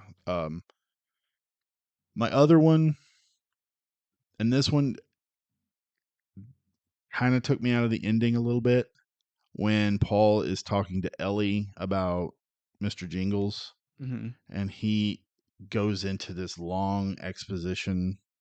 Well, the reason why I think, Mr. Jingles lived so long, and he just goes on about, I think John transferred some of his energy into blah, blah, blah. I'm like, I don't think we really needed that. We saw it. Yeah. I don't know. It just felt like, hey, we have to wrap this up. Let's just have him talk back and forth. He's telling Ellie all about it. Yeah. I don't know. It just didn't work for me that well. I get that too, actually. I see but then when they wrap it up and he ends that little monologue about, like, you'll be dead too, I will still be here. Like, goddamn, it's it's oh my god. Yeah, there's parts of it that I enjoyed, but it's that part with him and explaining the whole mouse situation. I'm like, I'm with you. We don't need that. I get it. But no, other than that, that's all I got as far as nitpicks. Got nothing. Final thought time. So, to kick off final thoughts. Ratings. I'm going to get pissed, aren't I? IMDb 8.6. Too low. It's too low. Too low. I'm not even going to wait for you to answer. It's too low. Go ahead and answer. It's fine. I will as soon as I finish deleting this app again. Man, you had just got him back. I know. Too. I just got it. Just finished downloading. 8.6, 9.2. Oh, easily the 9s. Yeah, you got to at least hit the 9. Yeah. Yeah. Okay. Rotten Tomatoes, 79. Fuck you. What is your fucking problem? Are you kidding me? Yeah, 79%. Also, okay, wait a minute. Hold on. So, fuck you, Rotten Tomatoes. We got that. IMDb 8.6. You have this ranked as the 28th greatest movie of all time. It doesn't even break 9? Yeah, what Are the you shit? out of your mind? Bullshit. All right. Okay. Washington Post review time. I'm sorry, did you have anything? No, Okay. I just hello. Review time. Washington Post. So, for this little bit to make sense, so they talk about how easy it would have been for a lesser writer or a lesser director or lesser actor. They talk about how easy it would be for everything about this movie to be hokey, over the top, cliche, unbelievable, and how you have to have the best of the best at each thing to pull it off. And it says this movie keeps you wonderfully high above the cynical ground. Essentially everything about this movie is so well done, and everyone in it is so amazing. This movie keeps you above that level of like, well, would this really, or oh, it's weird flies, or whatever. This movie is so well done, the story's so well crafted, the actors so great at their roles. This movie never lets you, as an audience member, fall to that point. And I agree with that. Yeah, I would agree with that too. I feel like you were about to say something else. You were really thinking about it. You don't agree with that at all. I'm keeping you on edge. All right. Ebert. Go ahead. Go ahead. I'm sure this is probably a fucking 1 star. All right. Piece of fucking shit. Hold on now. Calm down. It tells a story with a beginning, middle, end. Vivid characters, humor, outrage, and emotional release. 3.5 stars. Why not 4? Why not 4? This movie's a 4. Why not 4? It is. It's a 4. I mean, at least it's 3.5, so it's better than like Fast and the Furious and Where the Crawdads Sing and While You Were Sleeping and whatever else. But like, this movie's a 4. Fucking Deebs. All right. Do you want to start this? You want me to start it? When I finished the first portion of the novel, the first book of the novel, I knew without a doubt that I wanted to finish this whole entire story.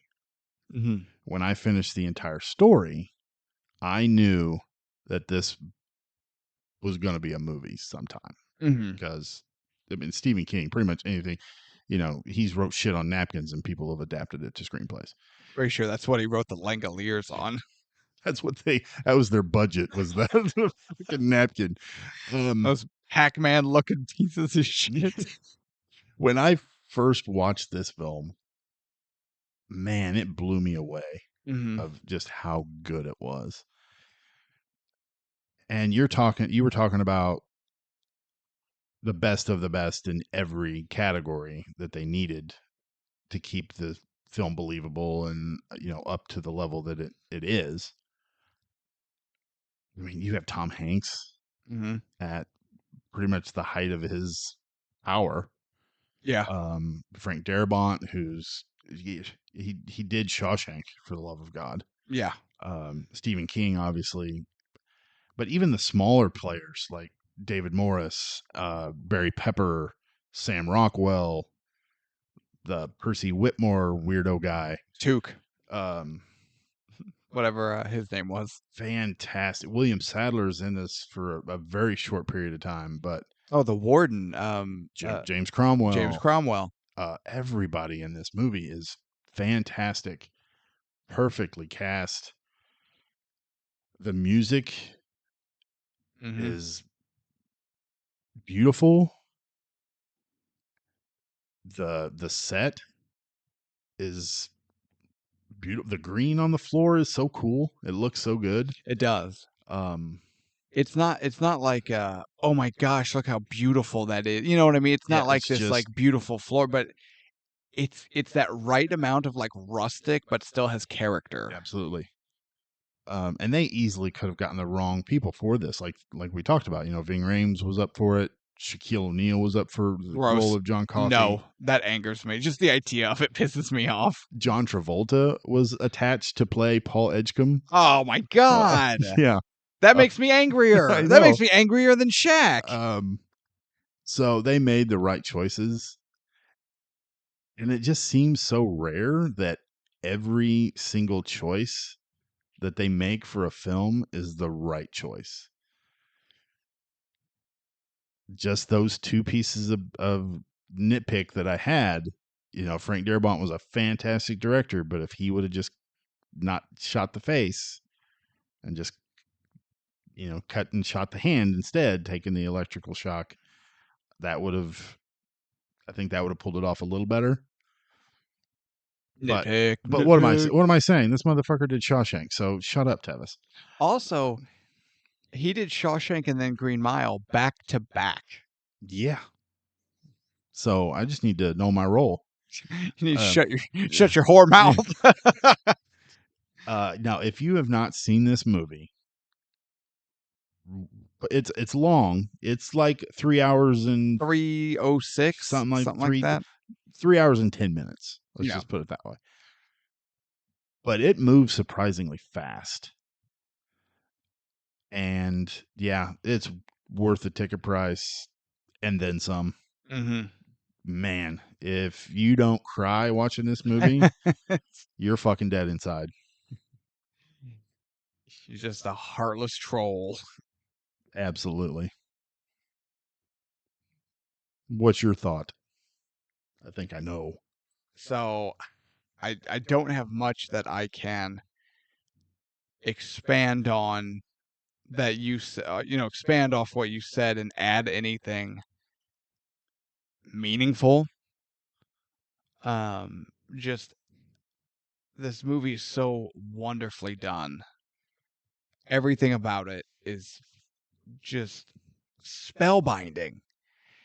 You say yourself, movies called 310. It doesn't feel like it. No.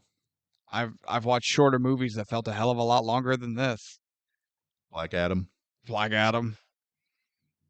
Avatar. That was longer than this, probably. Was it? I don't know. I think it was a little shorter, I don't actually, know. but it's comparable in length. But Avatar felt like an eternity. This is I think this is also a good example of a character-driven story. Oh, yeah. And if you're not into the characters, you're not into any of it. But I don't believe there's any conceivable way not to be into the characters. Unless you're dead inside. So no, this movie is worth the ticket price, obviously. If you're maybe a younger listener and you have not read the book or watched the movie, do both. Absolutely. And you know what I appreciate having read the book is how faithful the movie is. It doesn't have everything, obviously. You can't have everything from the books. But damn, it's so faithful. So if you've not seen it, go watch it. If you've not read it, go read it. If you're somehow our age or older and you've never seen Green Mile, which, okay, I say that. I, honest to God, don't believe that's possible. I do not know anyone our age or older. I do not know anyone who was alive when Green Mile came out who has not seen the Green Mile. But if they exist, go see the Green Mile. If you're like Tevis and you've not seen the Green Mile in 10 years, the hell is the matter with you? Go see The Green Mile. What are you talking about? I just watched this like 3 days ago. Stab you in the eye. Sitting across from you doing this show is like bees stinging me. It's like glass. You are a horrible person, sir. No, this movie is worth the ticket price. It's so worth the ticket price. This movie is why tickets cost money. Go see this. Absolutely. All right. Hat time. My turn, your turn.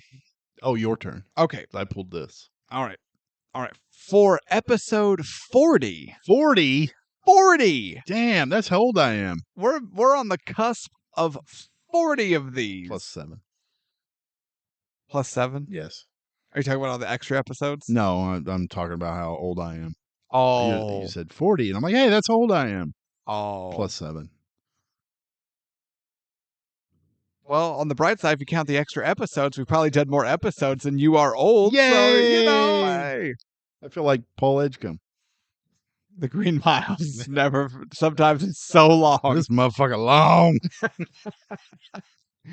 Don't worry. We all owe a death. Man, this movie could get real, what's the, like vengeful real quick. This could get real dark. Yeah, I'd like to see that. No. A dark Green Mile.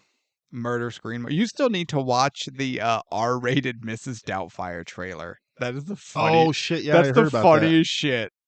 All right, here we go. Got one pulled. Episode 40. Ooh, you know what? I think you're gonna like this one because I like this one. 4 words that I hold to my heart every single day. No, that's 3. Go fuck yourself. That's 3. Hold on. Eat my ass. Nom nom. Nom nom Nom, nom nom, nom. nom. No, that's like Damn 13. it. Bustin' makes me feel good. Oh, that's 5 words. Wait. Bustin' makes me feel good. Are we doing Porn. Okay, we're doing Ghostbusters? We're doing Ghostbusters. Please tell me it's not the shitty remake that they did with the all-female cast. Please tell me it's the 80s. Well, let me put it this way. This is your handwriting, and you just wrote Ghostbusters, so I don't know. I'm assuming, based on your question, it's the original. Yes, okay. That's 100%. Yep. Mm-hmm. Yep. The original. Man, how hard did that all-female one tank? Oh, yeah. It sank hard. I don't think it sank hard because it was all female either. I'm pretty sure it sank hard because it was bad. It just sucked. Yeah. And then the director came out and was like, you guys hate women. That's why my movie didn't do any good. I'm like, no, I've seen the trailer. Your movie looked like it sucks. I don't want to fucking see it. Your movie's bad. Yeah. And if the movie is actually good and it's just your trailer bad, should have edited a better trailer. I don't know what to tell you. No, so going off that, I'm assuming this is the original. Yes, it is. The one that's going to make me feel good with all the busting I'm about to do. Sounds pornographic. Busting makes me feel good. Yeah. Obviously, I'm talking about ghost busting. Of course you are. What else could I possibly mean by repeatedly singing the song lyric, busting makes me feel good? Not nuts. Busting nuts makes me feel... That ruins the rhyme. That ruins the flow of the song. That is true. No, it's just busting makes me feel good. Okay. Obviously, I'm talking about Ghostbusters. Ghost bustin'. So... and it makes me 84 Ghostbusters. There we go. And we're doing the 84 Ghostbusters because if it's the all-female one, Tevis will lose his mind because he is a sexist. Now, so tune in, episode 40, Ghostbusters. Thank you all for listening and indulging us when we pull one of these truly great movies out of the hat. I'm Jake. That's Tevis. We're Ticket Price. This was The Green Mile. Go watch The Green Mile. I'm going to go watch The Green Mile when I get home. That being said, good night, everyone.